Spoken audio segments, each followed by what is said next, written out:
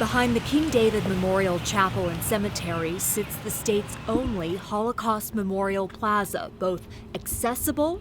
There is a couple of Holocaust products in the community, but they're not as public as this. And comprehensive, says the cemetery's founder and general manager, Jay Poster. The framing of the memorial is the Star of David.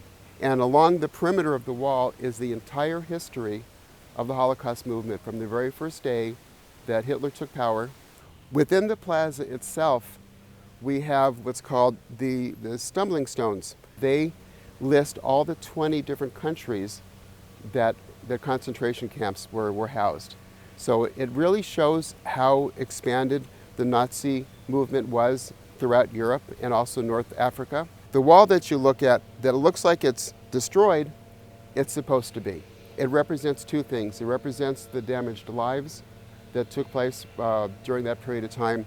And all you have to do is look at what's happening in the news today and see what's happening in the Ukraine and see the damage that's happening to the buildings there. So this is representative of what the Nazis did to the Jewish communities during the Holocaust. As you face the memorial, you actually have 6 bronze plaques.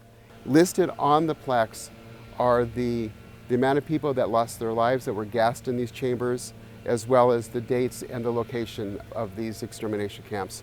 And under those plaques is soil from areas surrounding where those extermination camps once operated.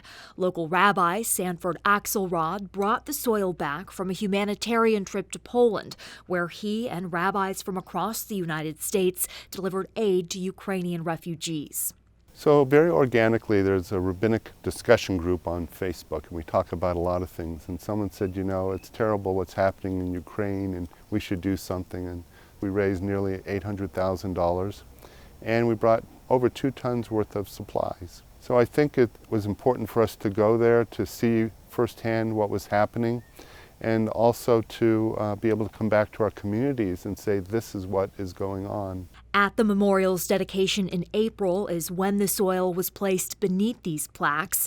The small stones atop the plaques have significance as well, apropos of this thoughtful and precisely planned plot inside Southern Nevada's only Jewish cemetery. One of the traditions of Judaism is really not to have flowers when we visit the grave of a loved one. It is really to place something simple like a stone. Flowers, you know, they come, they go, but there's something about dust to dust, earth to earth, and the fact that a stone is a simple statement that someone was here. What is the need for a memorial like this? My rabbinic thesis on Holocaust education, how it's taught, how it's integrated in public schools around the country, how it's taught in Jewish synagogues throughout the country. And the message is always the same, never again. But at the same time, when you examine the Holocaust, many people deny the Holocaust. And this is a testimony, once again, to say the Holocaust happened. And Holocaust denial is just another form of anti-Semitism.